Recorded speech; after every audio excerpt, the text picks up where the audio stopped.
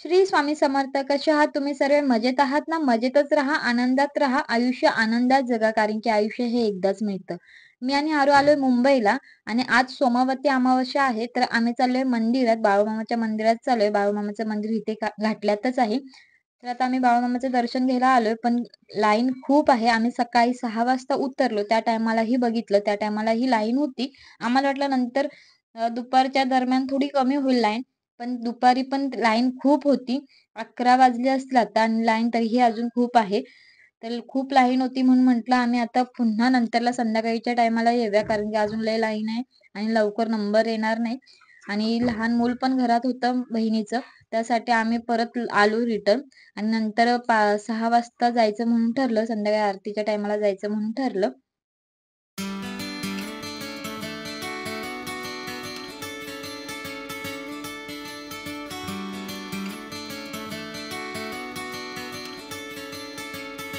आज सोमवार सुद्धा आहे, तर म्हटलं आता महादेवाच्या मंदिरात जावं. बाळूमामाच्या मंदिरात जायचं म्हणून केळं घेतली होती प्रसादीसाठी वाटायला.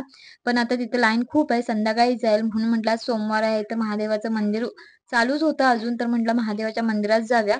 मग आता महादेवाच्या मंदिरात आलोय आणि तिथं महादेवाच्या मंदिरात आल्यावर स्वामींचं सुद्धा दर्शन झालेलं आहे. तुम्ही सुद्धा स्वामींचं दर्शन करून घ्या आणि महादेवाचं सुद्धा दर्शन करून घ्या. तिथे महादेवाची जी पिंड आहे ना, ती एकदम भारी वाटते बघितल्यावर. मन प्रसन्न होतं. आणि जेव्हापासून मी मुंबईला निघाले यायला, तेव्हापासून पदोपदी मला दत्तगुरूंचं आणि स्वामी महाराजांचं दर्शन होते. त्यामुळे एकदम भारी वाटते मनाला.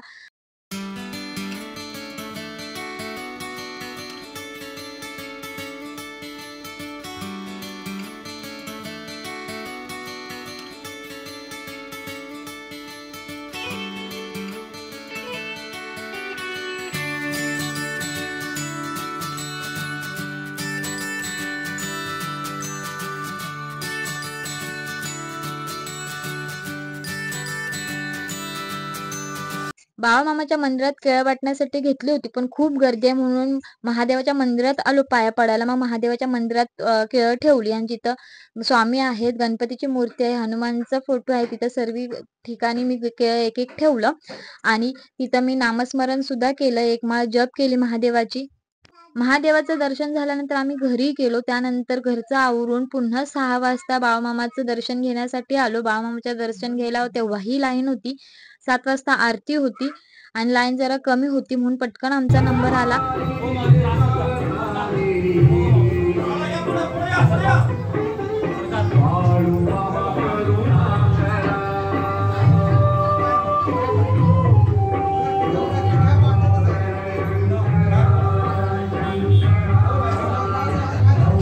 छान दर्शन झालं बाळूमामाचं सुद्धा. बाळूमामाची मूर्ती बघून खूप भारी वाटलं, प्रसन्न वाटलं.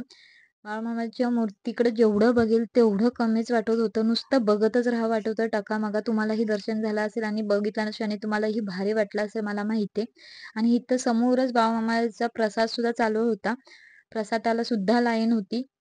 प्रसादीमध्ये भात, आमटी आणि जिलेबी होती. आम्ही सुद्धा लाईन लावून प्रसाद घेतला आणि घरी गेलो आणि आजचा दिवस खूप छान गेला. खूप प्रसन्न वाटलं मनाला. बाळूमामाच्या नावानं चांग भलं. ओम नमः शिवाय. श्री गुरुदेव दत्त. श्री स्वामी समर्थ.